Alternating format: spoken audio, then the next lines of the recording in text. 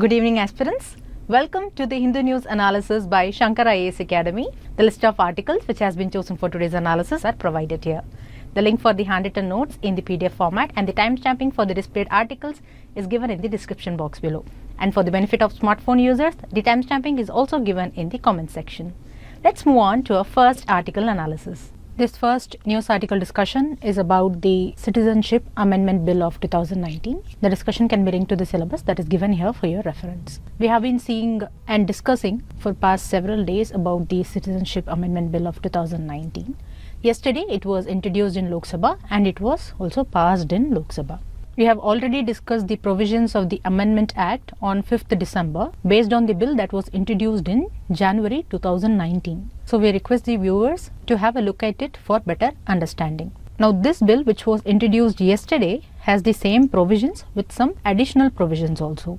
As already discussed, the Citizenship Amendment Bill of 2019 amends the Citizenship Act of 1955. The basic objective of the Citizenship Amendment Bill of 2019 was to facilitate the granting of Indian citizenship to members of 6 minority communities who migrated to India from 3 countries before 31st December 2014.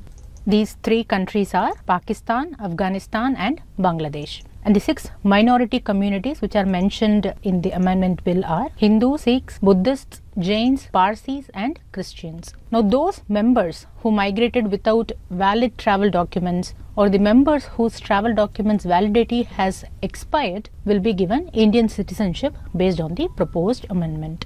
Now currently these persons or individuals are termed as illegal migrants by section 2 subsection 1 clause B of Citizenship Act of 1955. So to change this provision and to include these members, this section is proposed to be amended by the bill. Now like this, some same provisions are mentioned in this bill also, which we have discussed already. So today we will be discussing about the additional provisions which were not discussed on that day. And one such provision is the amending of section 6 of the Citizenship Act of 1955. This section deals with the provisions for citizenship by naturalization. Under this section, a new subsection 6 capital B is proposed to be inserted. This section 6 capital B provides for the special provisions for the persons who are covered by section 2 subsection 1 clause B of the 1955 Act. Now under this section 6 capital B, especially the clause 1 provides a mandate to grant a certificate of registration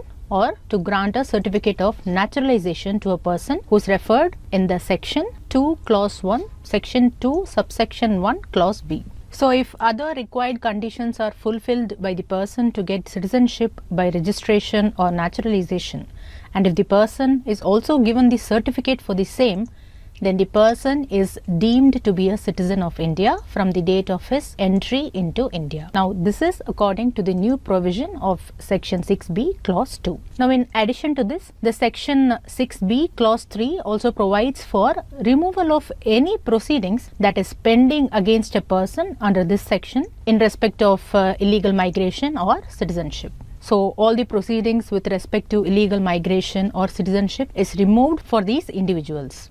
Now another important provision that is to be inserted by this amendment under this section is clause 4. According to this provision, the section 6b and its clauses shall not apply to the tribal area of Assam, tribal area of Meghalaya, Mizoram or Tripura, which is provided as per the 6th schedule to the Constitution. Now if you see the Constitution, in Article 244 under Part 10 of the Constitution, this article envisages a special system of administration for certain areas which are designated as scheduled areas and tribal areas. And the 5th schedule of the Constitution deals with the administration and control of scheduled areas and scheduled tribes in any state except the 4 states which are the state of Assam, Meghalaya, Tripura and Mizoram. In addition to this, the 6th schedule of the Constitution on the other hand deals with the administration of the tribal areas in the 4 northeastern states of Assam, Meghalaya, Tripura and Mizoram.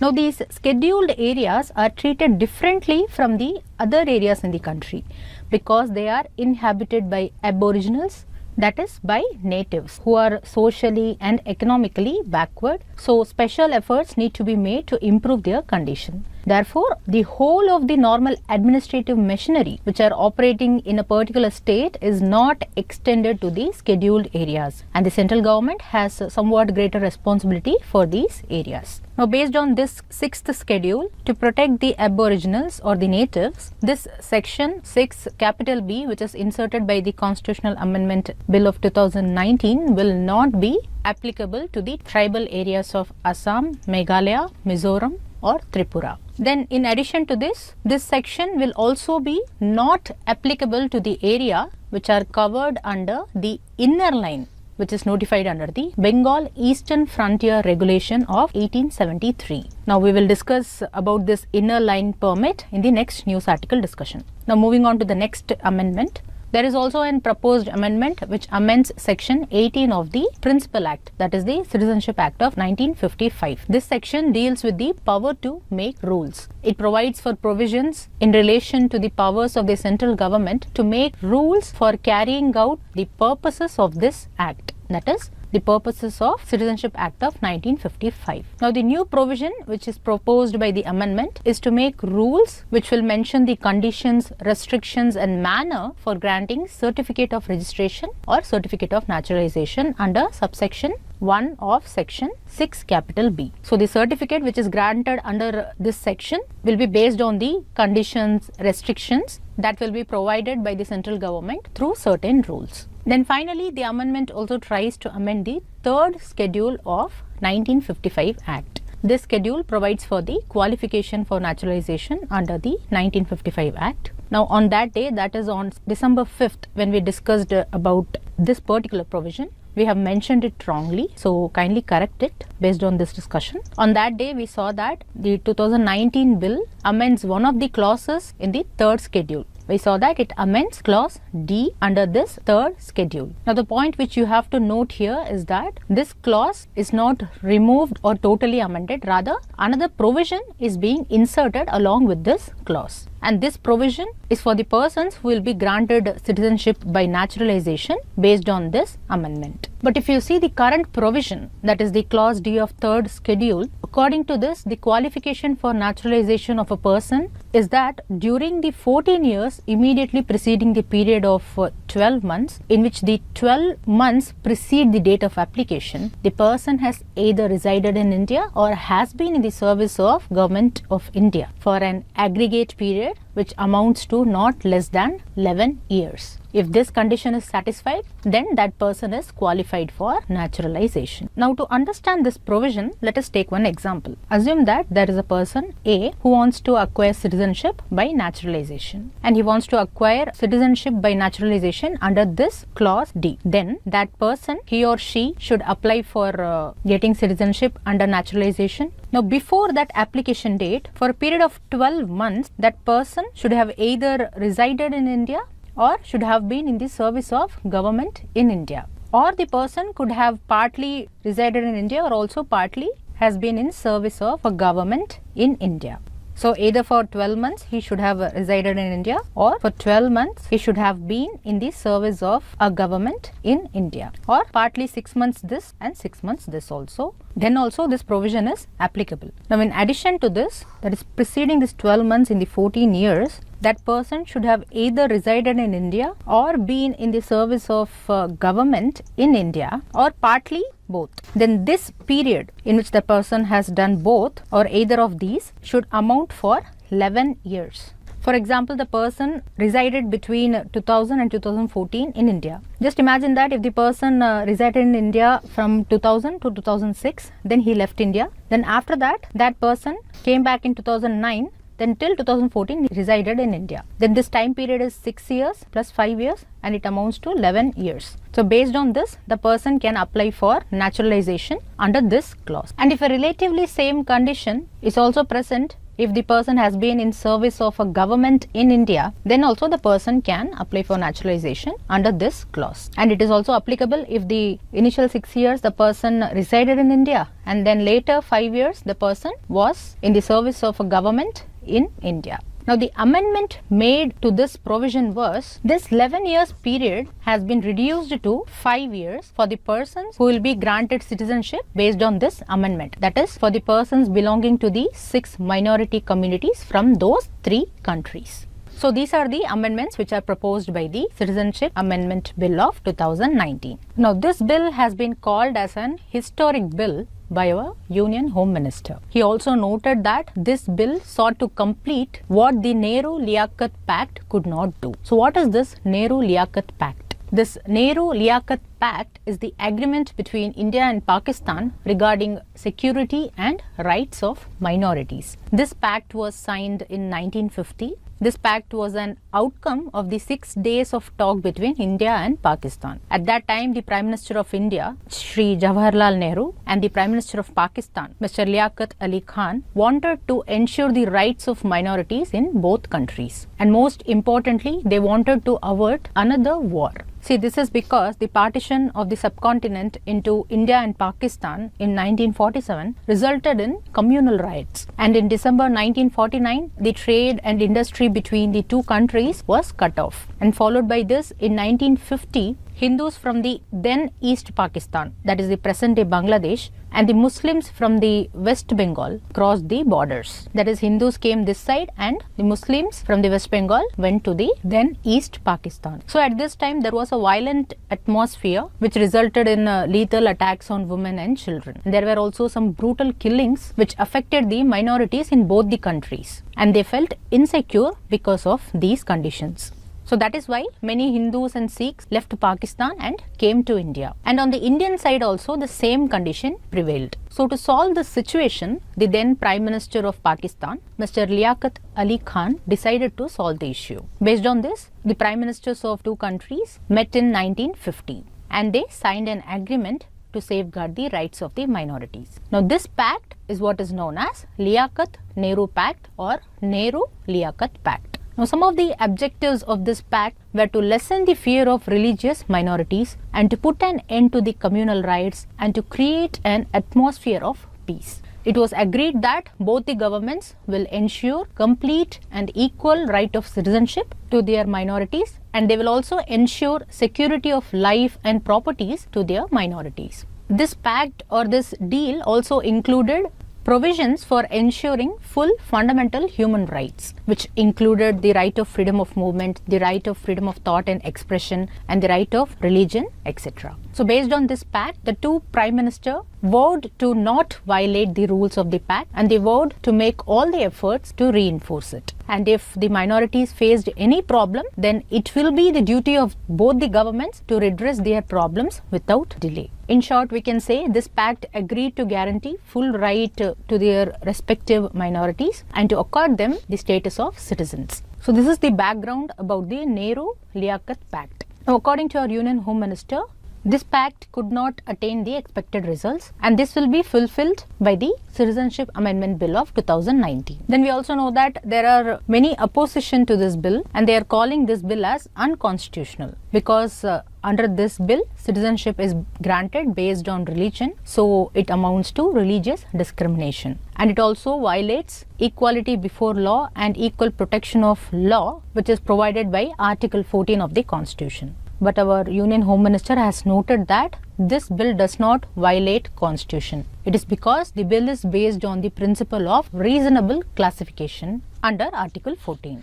Now we know that according to Article 14 of the Indian Constitution, the state or the government shall not deny to any person the equality before law and the equal protection of the laws within the territory of India. Now this provision is applicable to all persons whether they are citizens or foreigners. But Supreme Court held that where equals and unequals are treated differently, then this Article 14 does not apply in that condition. So based on this, even though the Article 14 forbids class legislation, it permits reasonable classification of persons, reasonable classification of objects and transactions by the law. But these classifications should not be arbitrary, artificial or evasive. Rather, it should be based on an intelligible differential and substantial distinction.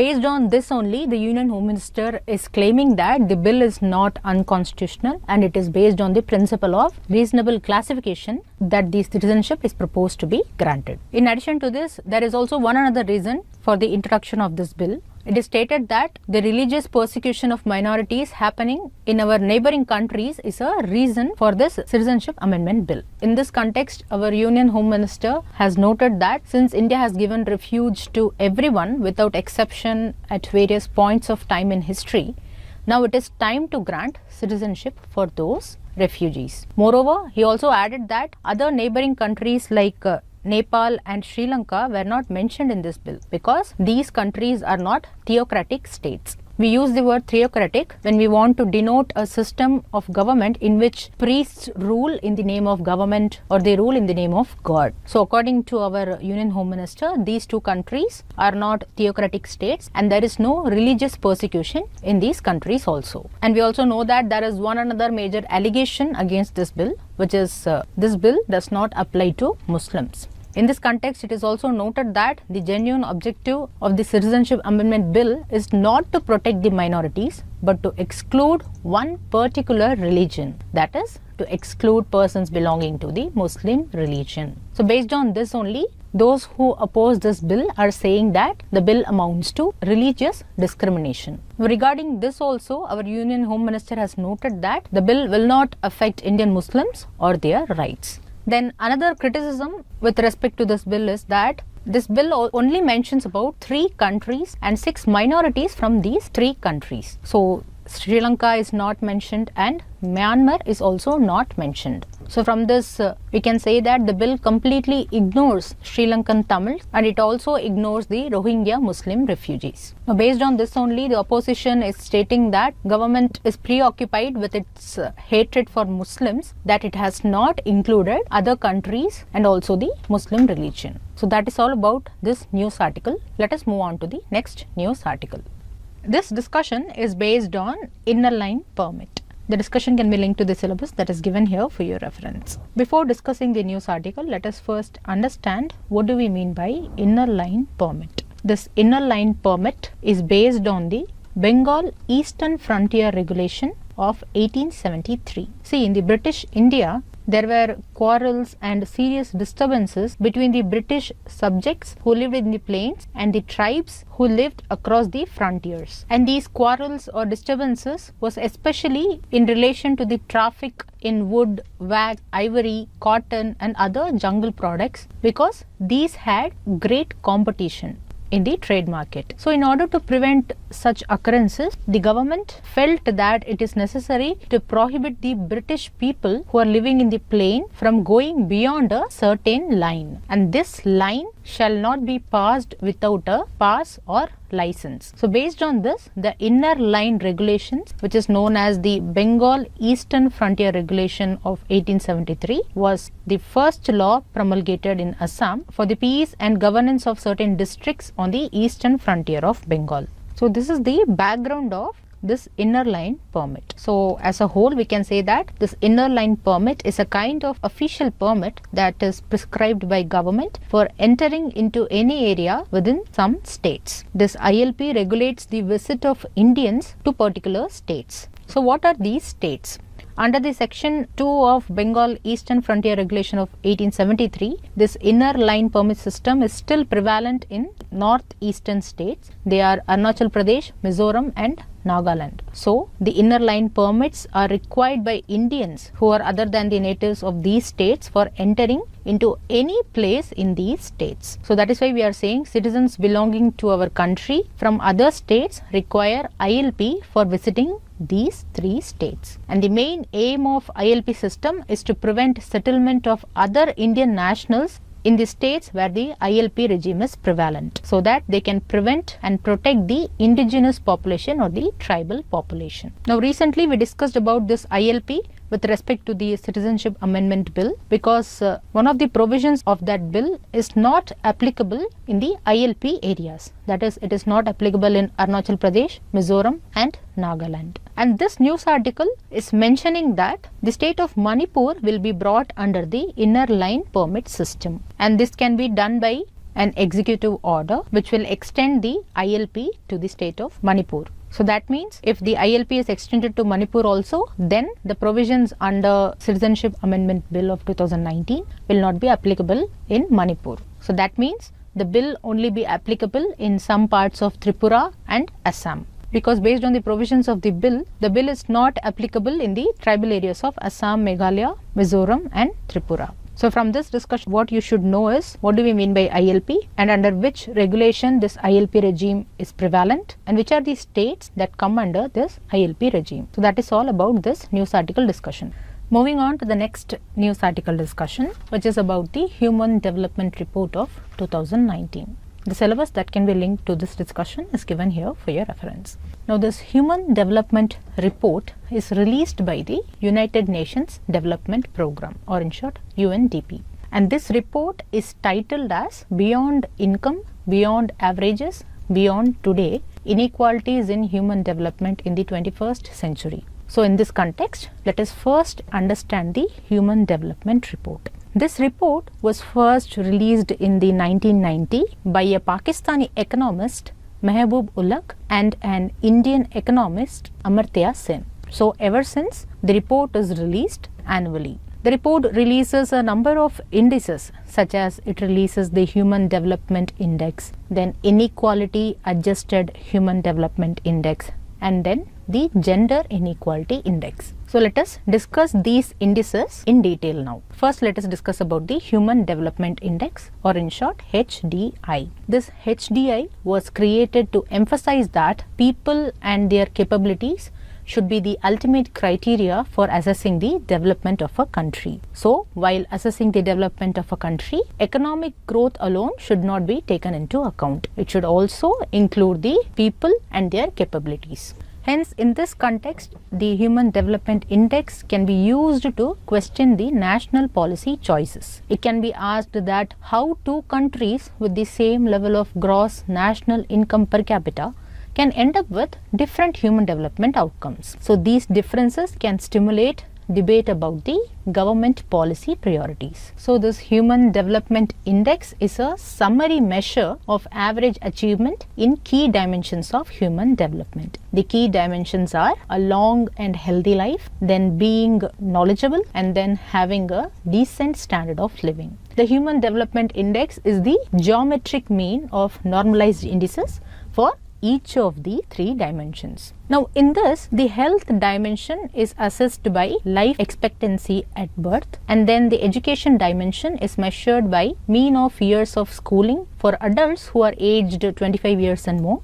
and expected years of schooling for children who are of school entering age. So the mean of these two is calculated for measuring the education dimension. Then the standard of living dimension is measured by the gross national income per capita. So this was about the Human Development Index. Now let us see about the Inequality Adjusted Human Development Index, or in short IHDI. Now this IHDI combines a country's Human Development Index with how those achievements are distributed among country's population. This is calculated according to the level of inequality that is prevalent in each dimension. Thus, the Inequality Adjusted Human Development Index is distribution sensitive average level of human development. So in this, you should note that a country with high Human Development Index does not mean that all people in the country enjoy the same human development. Now this is because of inequality. So the IHDI, that is the Inequality Adjusted Human Development Index,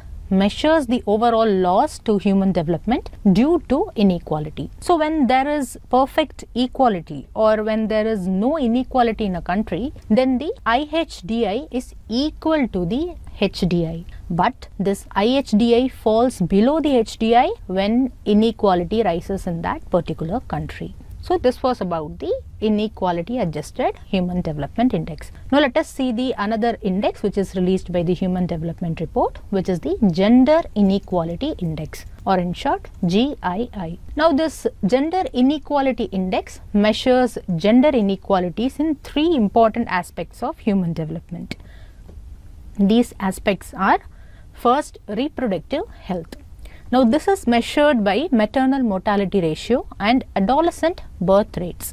This adolescent birth rates indicates the birth given by adolescent women. Then the next aspect is empowerment. This empowerment aspect is measured by the proportion of parliamentary seats that is occupied by females and the proportion of adult females and males who are aged 25 years and older. And these adult individuals should be with at least some secondary education. Then the next aspect is economic status. This economic status is expressed as labor market participation, and it is measured by labor force participation rate of female and male populations who are aged 15 years and older.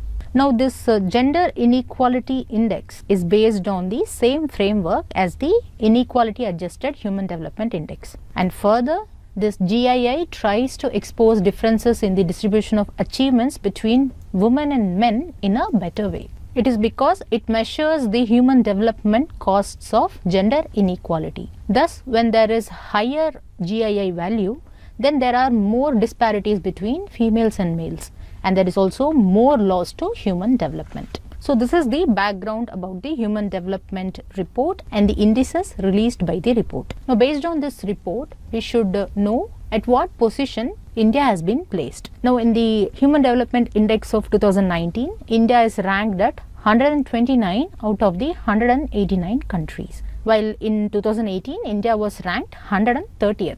Now this year, India has scored 0.647, and this score comes under the medium human development category. Now the top performers in this index are Norway, which has scored 0.954, and then comes Switzerland and Ireland. Then the countries with the least human development index are Chad, Central African Republic, and then Niger. Then with respect to the neighbors of our country, the best performers are Sri Lanka and China, in which Sri Lanka is ranked 71st and China is ranked at 85th position. Now in this context, the news article has mentioned that South Asia was the fastest growing region in human development progress. It witnessed a 46% growth over the 1990 to 2018 period. Now this is followed by East Asia and the Pacific, which is at a 43% growth over the same period. Now in this, India's Human Development Index value has increased by 50%. It was 0.431. Now it has come to 0.647 during this same period. So this places India above the average with other South Asian countries, which have scored among 0.642. Now let us discuss the case of inequality adjusted HDI. Now in this, India's position has dropped by 1 position to 130 as compared to Human Development Index. And India has scored 0.477 only. So the news article is stating that India has lost half of its progress which was made in the past 30 years. And you can also see that the Human Development Index score for India is 0.647, whereas the IHDI is 0.477. So this indicates the inequality which is prevailing in India. And then when we come to the Gender Inequality Index, India is ranked at 122nd out of the 162 countries. Now in this context, you should note the position of our neighboring countries because they are performing much better than India when it comes to Gender Inequality Index.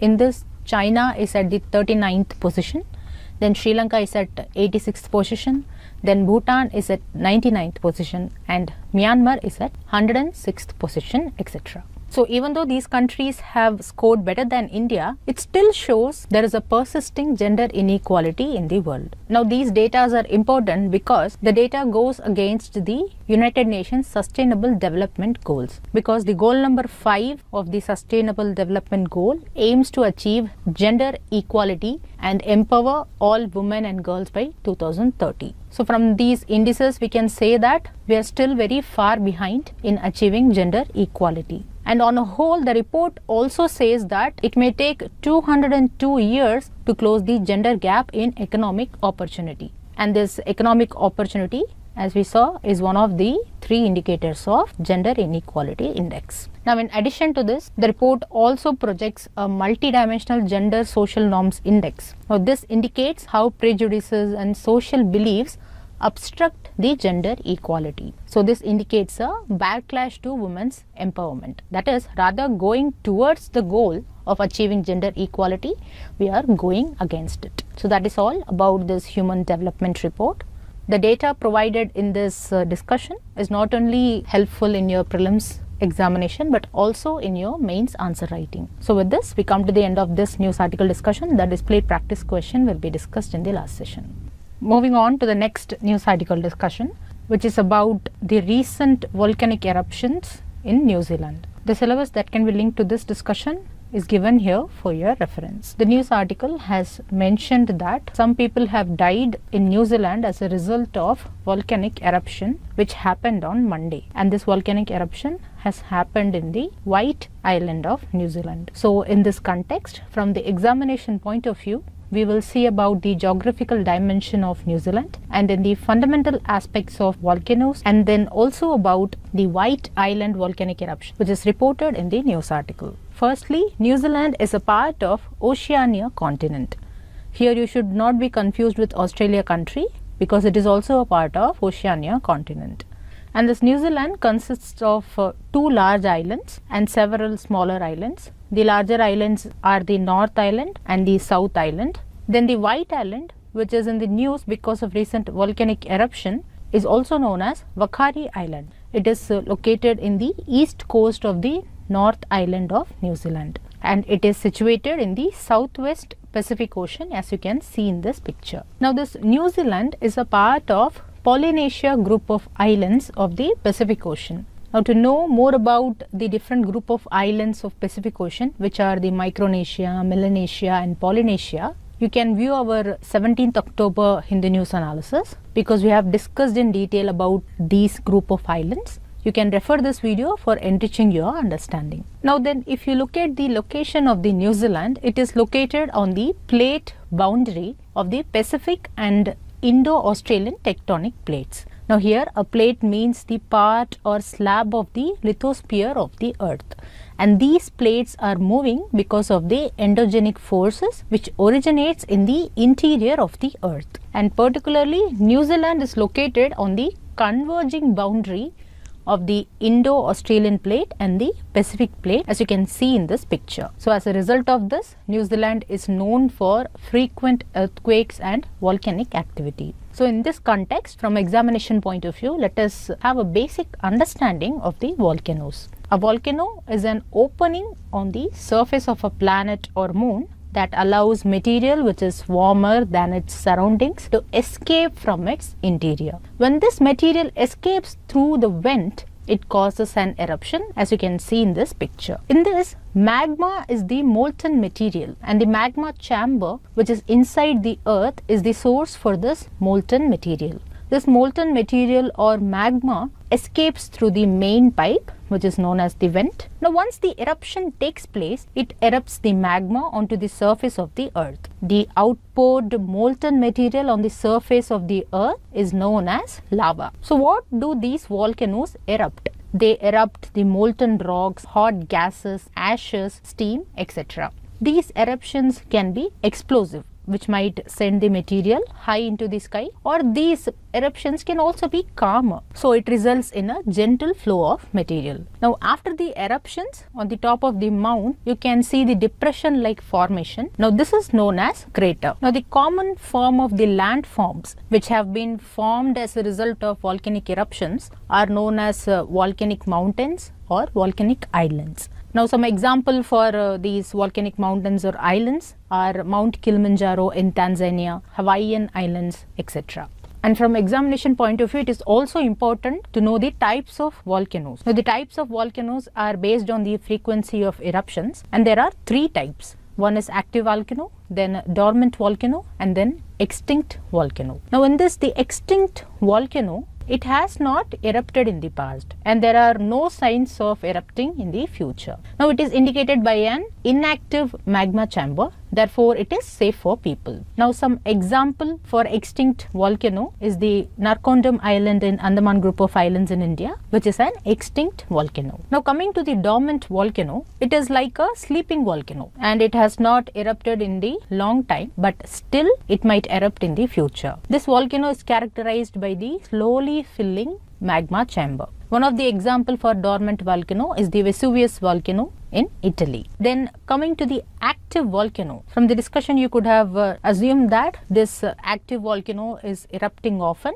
and it could erupt at any day. Now this is characterized by the active magma chamber. Therefore, this is the most dangerous type of volcano. Now some example for the active volcano is the Stromboli volcano in Italy, and then barren island of the Andaman Islands in India, etc. Now in the news article discussion, we saw about the White Island volcanic eruption. Now this is also an active volcano of New Zealand. So you can say that it is not safe for people, but still this island is a tourist destination. And when this volcano erupted on Monday, 47 people were on it. And based on the various news information, it was reported that almost 5 people have died and 24 people were feared missing and presumed to be dead because of this volcanic eruption.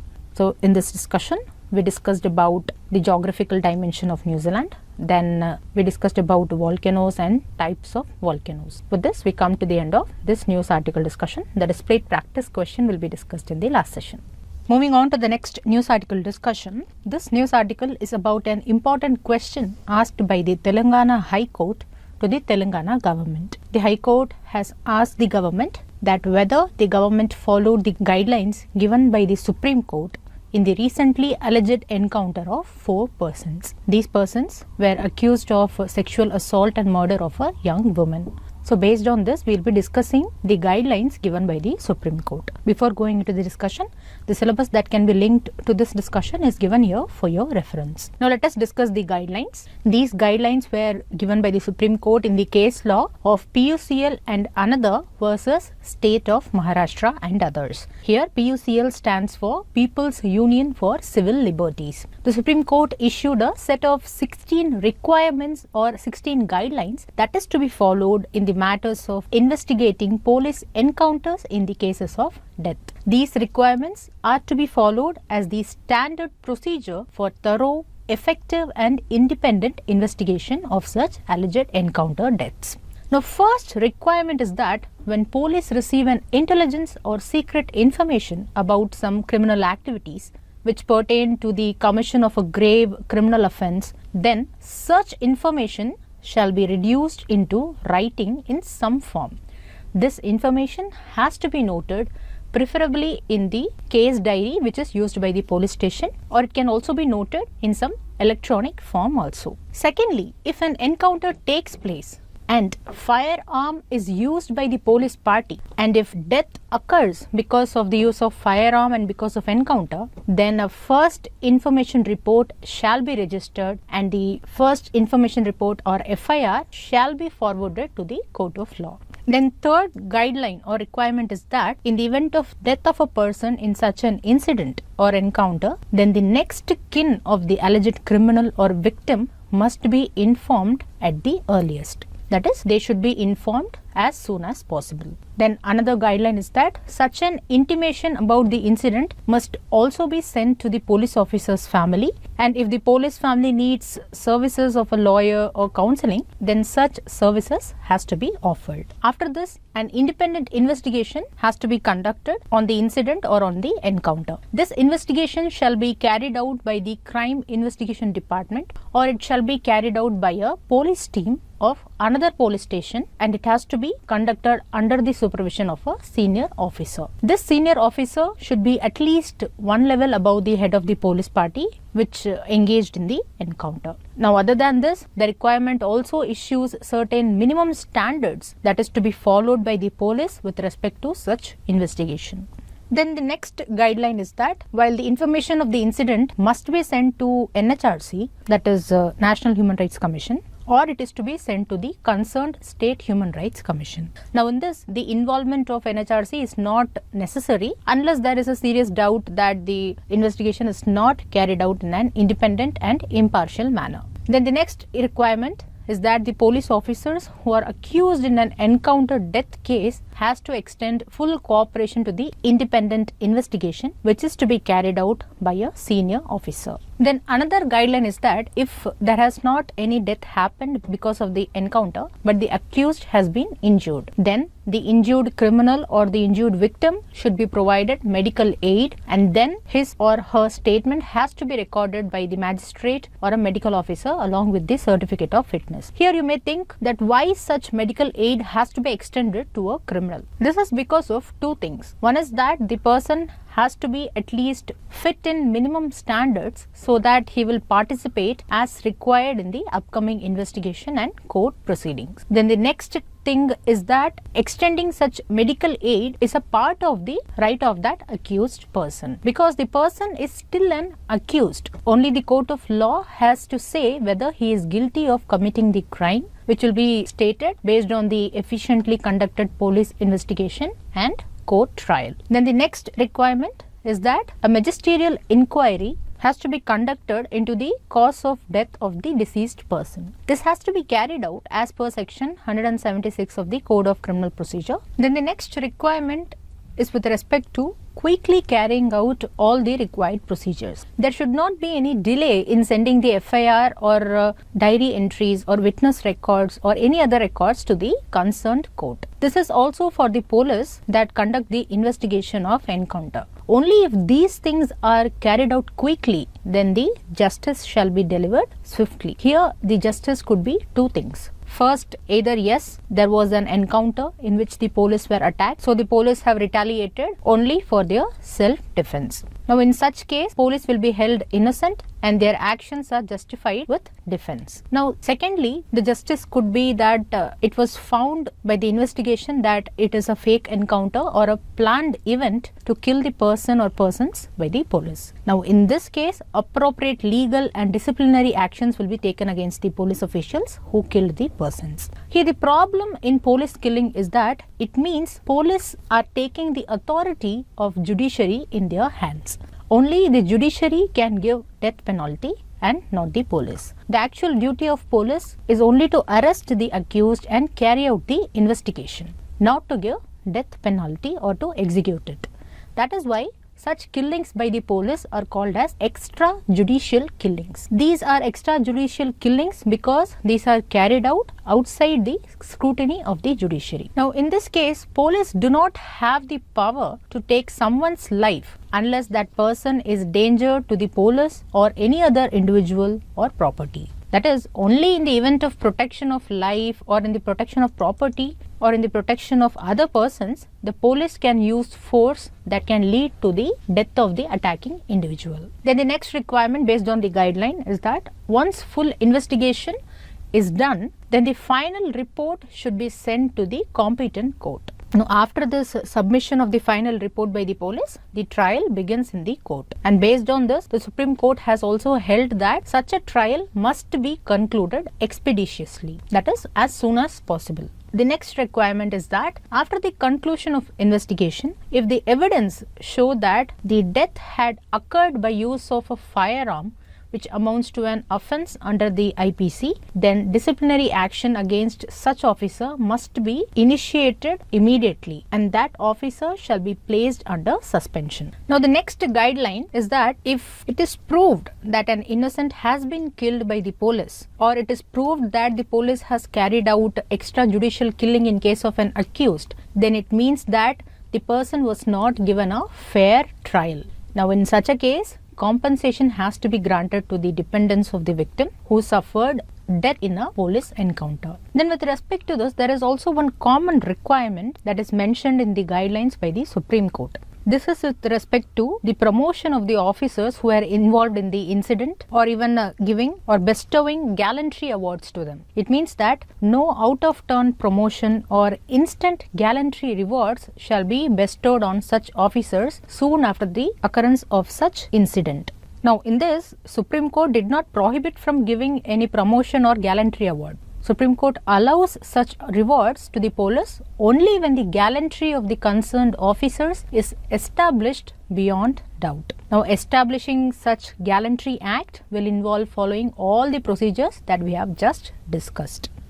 Then there is also one guideline which provides for the remedial measures for the victim's family. According to this guideline, if the family of the victim finds that the above procedures has not been followed, or if there exists a pattern of abuse, or if there exists a lack of independent investigation, or if there is a lack of impartiality by any of the functionaries, then they can make a complaint to the sessions judge who has territorial jurisdiction. This jurisdiction is the jurisdiction over the place of incident, that is the place of alleged encounter. Now you may be thinking why we are discussing these guidelines. These guidelines are important from examination point of view. Firstly, you should note the case law in which these guidelines were given by the Supreme Court. Then these guidelines should be known to you while you are writing any answer for a mains question, or while writing an answer to an essay with respect to extrajudicial killings. So that is all about this news article. Now let us move on to the next news article discussion. This discussion is based on this editorial, which is also based on the issue which we discussed in the previous news article. The syllabus that can be linked to this discussion is given here for your reference. Before discussing the editorial, let us understand what do we mean by criminal justice system and how this criminal justice system works. When we say criminal justice system, it includes the lawmaking bodies such as parliament and state legislatures, then the law enforcement authorities such as police, then it includes the court of law, then finally it includes the prison and correctional administration. So the state of criminal activities in a society depends upon the efficient functioning of all these bodies or all these stakeholders of the criminal justice system.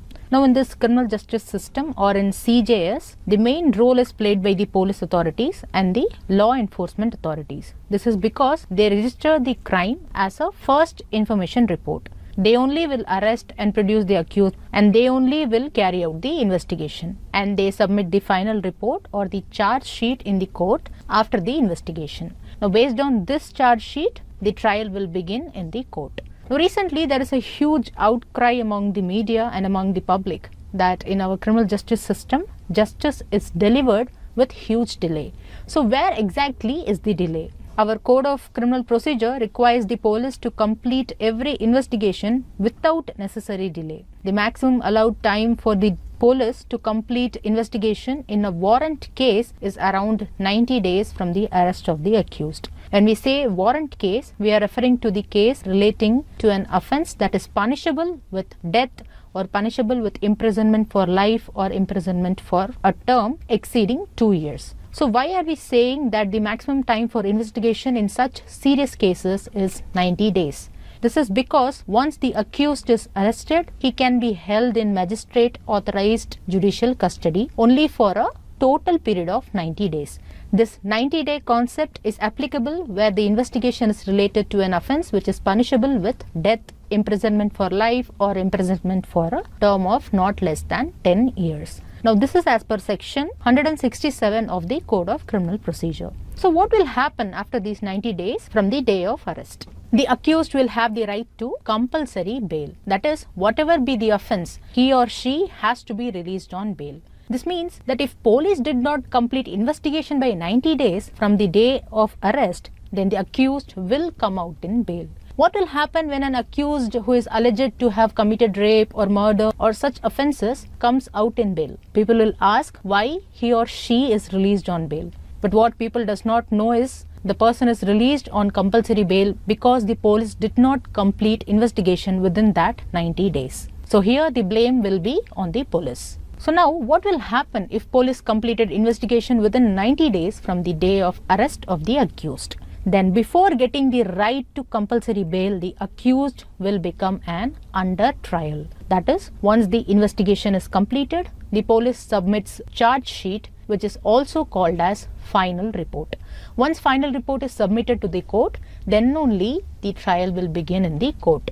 So if investigation delays, the starting time for trial in court will also be delayed, and once trial begins in court, the accused will be called as under trial and he will be in prison till the court orders punishment and sentence. And here also there is a concept of bail as a special case. This is as per section 436A of CRPC. This section talks about the right of an under trial to apply for bail once she or he has served one half of the maximum term of sentence she or he would have served if she or he had been convicted. So, sooner the police completes investigation, the sooner is the probability for the case to be concluded in the court trial. Again, this depends on the efficiency of the investigation process. So, when the investigation is better, it is easier for the court to fix the charges on the under trial. And soon, he or she can be punished and sent for prison and correctional administration. Or in other cases, the person can also be given death penalty. Now, in the court, the time taken is dependent on how effectively the public prosecutor is putting forward the case of the victim and how efficiently he or she argues intelligently against the well-paid private defense lawyer. Then it also depends on the level of cooperation of the victim as well, because in the meantime, the victim should not be harassed, particularly when he or she is a child or when the victim has suffered sexual assault. Because if the victim is harassed, then the victim may not come forward to the court to fight, even if it is their own case. So these are some of the reasons within the criminal justice system why justice is delayed in many cases. Now, there is one more thing with respect to a criminal case, because the moment an accused die, then the case has to be closed. Why? Because once an accused or an under trial dies, then who will be punished? So the case will be closed automatically.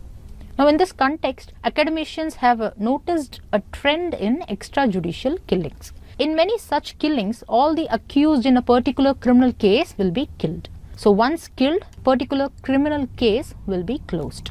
That means no more investigation of the particular case is required by the police because the accused is not alive. So, even if one accused is alive, then the police will have to carry out investigation. They have to file charge sheet and all the related things have to be done by the police. And even if you notice in the recent alleged encounter, all the 4 accused have been killed. So, these are the points that you should know before we start our editorial discussion. Whatever we have mentioned so far is only to enrich your understanding about the way in which our criminal justice system works. And even our author of this editorial has written this article by clearly mentioning that the Hyderabad encounter does not look like an act of self-defense from the side of police. This means the author is telling that police have planned and has killed the accused. See, throughout the discussion, we'll be saying them as accused in the way as they will be called by the courts. This is because their guilt is not yet proved by any court of law, and as they have been killed, it cannot be proved in the future also. Now, when such incidents happen, in such a case, there will be huge amount of suspicion on the police. Now, some doubts could be what really happened, whether whatever mentioned in the media is correct, or whether they are the real accused, or whether these 4 are the only accused, and such many other questions are also unanswered in this scenario. Now, in this context, you should note that if an extrajudicial killing happens, then it is easy for the police to say that it is an encounter to the public. But it is really hard for them to prove the same thing in the court of law. Now, author calls this act of extrajudicial killings as illegal because it violates the guarantees of due process which is mentioned in the criminal procedure. One such due process is that every accused person should get a fair trial. Here you may think, what if many more persons are involved in the recently reported victimization of the veterinary doctor? Now that the persons are no more, so no one can know who are the real culprits, and no one can know whether there are other culprits in addition to these accused who could have been behind the sexual assault. Now, with reference to these sexual assault cases, there are 2 issues that affect the mood and temper of public. One is the delay in conviction in the cases of sexual assault. Then there is also low conviction rate in the sexual assault cases. The conviction rate is as low as 27% in our country for the offence of rape. Because of these structural weaknesses, the mood and temper of the public is that they are requesting instant justice for the accused. Now, as civil service aspirants, our statement with respect to justice should be as mentioned by the Chief Justice of India. That is, justice can never be instant, while at the same time, justice shall be given without any delay also. Now, such a justice is a measure of test of civilization of any country. That is why the author quotes the statement made by Winston Churchill. Winston Churchill has said that the mood and the temper of the public in regard to the treatment of crime and criminals is one of the most unfailing tests of the civilization of any country. Now this is because in some instances this mood and temper influences the high level authorities of the government. That is why the author mentions that these extra legal or extra judicial killings always take place with the prior consent of the higher authority, and that higher authority could be any administrative authority or ministerial authorities. Now in this context, the author also highlights the statement which is made by a UN working group on enforced or involuntary disappearances. This working group has noted that guilty officials are generally not punished. In addition to this, India is also bound by a UN resolution to train and disseminate the guidelines related to extrajudicial killings. This resolution is titled as Effective Prevention and Investigation of Extra-Legal, Arbitrary and Summary Executions. The principles annexed to the resolution is to be honored by all the governments. The UN General Assembly has also subsequently approved these principles. These principles shall be taken into account and they shall be respected by governments within the framework of their national legislation and practices. And the governments shall bring these principles, which is mentioned in this resolution, to the attention of all the stakeholders, including the public. So in this context, author has noted that India has not done much in disseminating these guidelines and norms among our police and security forces. So what are some of the suggestions to solve these issues? Here, whatever suggestion we prescribe, it has to give a solution for making lawful punishment to the offenders as certain, swift and proportionate. All the three has to be there in every criminal case, at least in every case where a victim is a victim of sexual assault. That is, for an offence, certainly there has to be punishment, and such a punishment has to be given swiftly without delay by the courts. Then such punishment shall be proportionate to the crime or the offence that is committed. So based on this, let us see the suggestions given by the author. Now with respect to the cases of sexual assault, the suggestion is to appoint experienced senior judges in fast track courts. In these fast track courts, no adjournments should be permitted, and such courts should be put under the direct control of high courts. The trial in these fast track courts must be completed within 3 months or 90 days. This means effectively at least within 6 months an offender will be convicted and punished. So this is one of the suggestions given by the author. Then in addition to these suggestions, we will provide few more suggestions. One is that collection of evidence in cases of sexual assault is extremely difficult and extremely sensitive.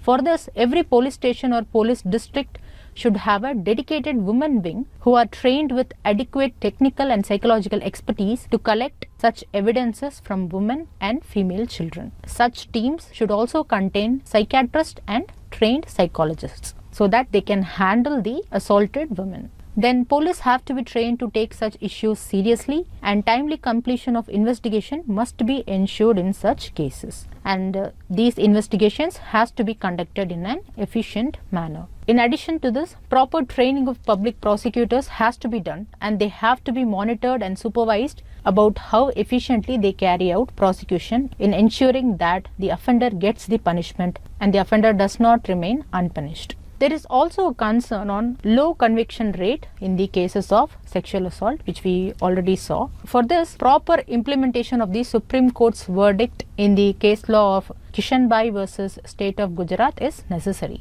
In this verdict, the court directed the Home Department of every state to examine all orders of acquittal and to record reasons for the failure of each prosecution case. This responsibility has to be vested with a standing committee of senior officers of the police department and prosecution department. In this, the Supreme Court mentioned that every acquittal should be understood as a failure of the justice delivery system in serving the cause of justice. Now, this will act as a self-correction mechanism within the criminal justice system. So, these are some of the suggestions to clear the growing blot in the criminal justice system. With this, we come to the end of this editorial discussion. The displayed practice question will be discussed in the last session. Moving on to the next news article discussion, which is based on the Jal Jeevan Mission and the Bureau of Indian Standards. The discussion can be linked to the syllabus that is given here for your reference. The news article has mentioned that the Bureau of Indian Standards is preparing the ground for strict enforcement of quality standards for the piped water. See, we are aware that majority of the people in India, especially people in rural areas, suffer from inadequate water supply. In addition to this, providing safe drinking water to the common public is a primary requirement for ensuring health. So in order to address this, the center has launched the Jal Jeevan mission few months back. The objective of this mission is to ensure Har Ghar Jal. In this, Har Ghar means every house and Jal means water. So this means piped water supply to all rural households by 2024. That is, by 2024, all the rural households are expected to have functional household tap connections. Now, this mission is expected to benefit approximately 14.60 crore rural households. Now, this mission comes under the Department of Drinking Water and Sanitation, which is under Ministry of Jal Shakti. The mission will focus on integrated demand and supply side management of water at the local level. So this will include creation of local infrastructure for source sustainability, like infrastructures such as rainwater harvesting, then groundwater recharge, and management of household wastewater for reuse in agriculture, etc. And this Jal Jeevan mission will also converge with other central and state government schemes to achieve its objective of sustainable water supply management across the country. So we can say this mission is a step in the right direction. But along with supplying good quality water is also important. So water quality should also be ensured. That is why it is important to discuss the plan by BIS to enforce the quality standards for the piped water. But in this context, the news article has mentioned that it is not sure whether the Jal Jeevan mission will implement BIS standard or not. So from examination point of view, let us know about this BIS or the Bureau of Indian Standards. It is a national standard body of India. It was established by the Bureau of Indian Standards Act of 1986, but later it was replaced by the BIS Act of 2016. And this act made the BIS as the national standards body.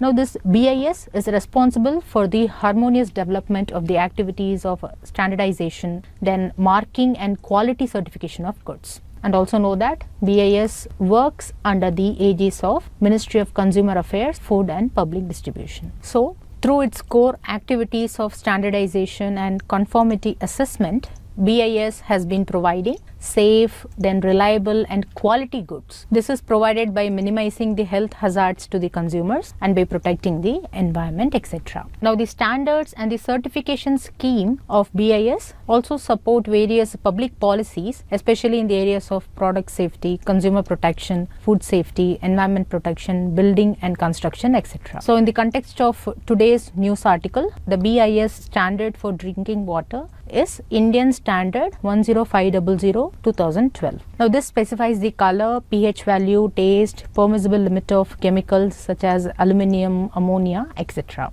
Now, according to the news article, the center is organizing a workshop for states regarding the IS standards, that is the Indian standards, then the certification schemes and testing facilities, and also the need to comply with these standards. Now, recently also you would have been seen the reports that there were water samples which were tested from various state capitals, and these water samples failed to comply with the standards. And this is dangerous because supplying impure drinking water is worse than not supplying water at all, because it has many health hazards. In addition to this, the news article also mentions that the BIS standard for bottled water, which is mostly produced by the private companies, is mandatory. But the BIS standard for piped water, which is largely supplied by the government agencies, is not yet mandatory. So this shows that there is a negligence on the side of the government. So this needs to be addressed as earlier as possible. And as a measure in this direction, we can suggest that BIS should work together with the Union Jal Shakti Ministry while implementing the Jal Jeevan mission, so that we can ensure not only water supply across the country, but also quality water supply to all. And ensuring this is also important from international perspective, because sustainable development goal based on this. The goal is goal number 6, which is for ensuring the availability and sustainable management of water and sanitation for all. So that is all about this news article discussion. In this news article, we discussed about the Jal Jeevan mission, then about the Bureau of Indian Standards, and why it is necessary for having quality drinking water. With this, we have come to the end of this news article discussion. The split practice question will be discussed in the last session. Now we have come to the last session, that is the practice questions discussion session. This question is based on United Nations Development Program. The question asks, which among the following indices are released by United Nations Development Program? 6 indices have been given: Inequality Adjusted Human Development Index, Inclusive Development Index, Gender Development Index, Gender Inequality Index, Global Gender Gap Index, Multidimensional Poverty Index. Before trying to attempt this question, look at the options given below. The first is all the above, then in the other options some of the indices are given. So all the above means 1, 2, 3, 4, 5, 6. So from these options you can easily say that 1 and 4 is given in all the options. So that means Inequality Adjusted Human Development Index and Gender Inequality Index is released by UNDP. And remember that these two index or indices are released annually by the Human Development Report. This Human Development Report releases 5 composite indices each year. These are Human Development Index, then Inequality Adjusted Human Development Index, then Gender Development Index, then Gender Inequality Index, and then comes the Multidimensional Poverty Index. Whereas the remaining two, that is Inclusive Development Index and the Global Gender Gap Index, is released by World Economic Forum. So here the correct answer to this question is 1, 3, 4 and 6, which is option C. Now this next question is also based on Human Development Index. First statement states HDI is released by United Nations Development Program. Yes, this is correct.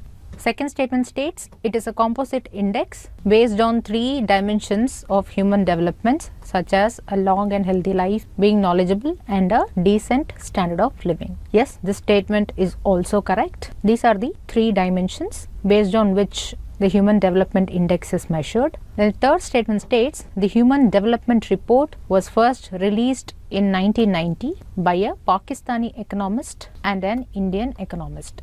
Now this statement is also correct because it was first released in 1990. Mehboob Ulaq and Amartya Sen. In this, Mehboob Ulaq is the Pakistani economist and Amartya Sen is the Indian economist. So after that, the report is being released annually. So here all the 3 statements are correct. So the final correct answer to this question is option D, 1, 2 and 3. Now this next question is a question which was asked in 2018 prelims examination, and it is based on the Barren Island. The first statement states the Barren Island volcano is an active volcano in the Indian territory. Now this statement is correct because it is the only active volcano of India. The second statement states Barren Island lies about 140 km east of Great Nicobar. Now this Barren Island is located 140 kilometers to the east of Port Blair, which is in the south of Andaman. But whereas Great Nicobar is the southernmost region of Andaman and Nicobar, and it lies further to the south of Port Blair. So this statement is wrong. Then the next statement states the last time the Barren Island erupted was in 1991 and has remained inactive since then. Now this statement is wrong because the Barren Island volcano had been lying dormant, that is inactive, for more than 150 years until 1991, because in 1991 there was a major eruption. Then after that it has shown some intermittent activity. So there were eruptions in 1995, then 2005 and also in 2017. So that means this statement, it has remained inactive since then, is wrong, and the last time it erupted was in 2017, not in 1991. That is why this statement is wrong. So the correct answer to this question is option A, 1 only. Now if you look at this question, this is based on Bureau of Indian Standards. First statement states it is the national standards body of India. See, the Bureau of Indian Standards was first established by the Bureau of Indian Standards Act of 1986. So by that it is a statutory body, but later this act was replaced by BIS Act of 2016, and this act made the BIS as a national standards body. So this statement is correct. The second statement states, it aims at the harmonious development of the activities of standardization, marking and quality certification of goods. Now this statement is also correct. It is the main working of this BIS. Then the third statement states it is a statutory body under the aegis of Ministry of Commerce and Industries. Now since we discussed it is a statutory body, immediately you will think this statement is correct. But no, this statement is wrong, because even though it is a statutory body, it is not under Ministry of Commerce and Industries. Rather, it is under the aegis of Ministry of Consumer Affairs, Food and Public Distribution. So this statement is wrong. Here the question asks for the correct statement. So the correct answer to this question is option A, 1 and 2 only. Now look at this mains question based on GS paper 2. Justice can never be instant, while at the same time justice shall be given without any delay. In the light of the above statement, discuss the reasons for delay in justice and suggest effective measures in order to ensure fair and speedy justice system in India. Now today we had a total editorial discussion based on this criminal justice system. So based on the discussion, try to answer this question and post your answers in the comment section. We will be giving feedback for your answers within 10 working days. While answering this question, try to add your own viewpoints other than what we have discussed in the editorial. With this, we have come to the end of all our sessions. If you like the video, don't forget to like, comment and share, and do subscribe to Shankara IAS Academy YouTube channel for more updates on civil service examination preparation.